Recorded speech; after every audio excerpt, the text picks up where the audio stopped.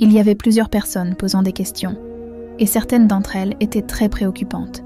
Des interrogations telles que « Est-il autorisé d'avoir des relations intimes avec son conjoint pendant le jeûne ?»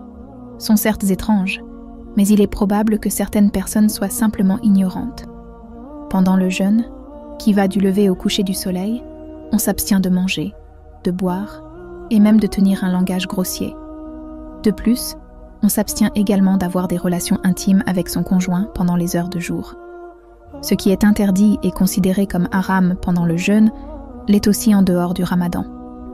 Si quelqu'un commet un acte interdit pendant le jeûne, c'est un double péché.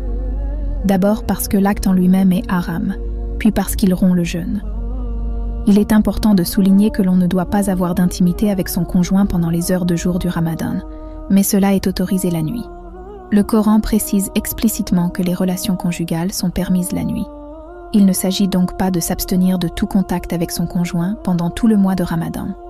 Néanmoins, si quelqu'un enfreint cette règle pendant les heures de jour du ramadan, c'est un grave péché. Pour se racheter, il faudrait jeûner 60 jours consécutifs après le ramadan et demander le pardon d'Allah. Ce sont des sujets que beaucoup de gens évitent de discuter, mais ils méritent d'être abordés. Par exemple, quelqu'un a posé lors d'une session en direct la question de savoir s'il est permis de se masturber pendant le jeûne. La réponse est claire.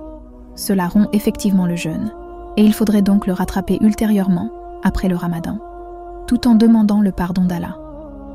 Si quelqu'un commet un acte interdit pendant le jeûne, cela aggrave la situation. Par exemple, avoir fait la fornication pendant le jeûne est encore plus grave, car c'est interdit même en dehors du ramadan. Puissions-nous être guidés par Allah.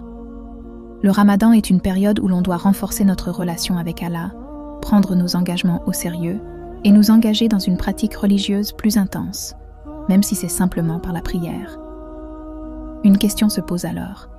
Quelle est la meilleure prière que je pourrais faire? La meilleure supplication que vous puissiez faire est de demander le pardon d'Allah en disant « Ya Allah, tu es le plus miséricordieux, tu aimes pardonner, alors pardonne-moi. »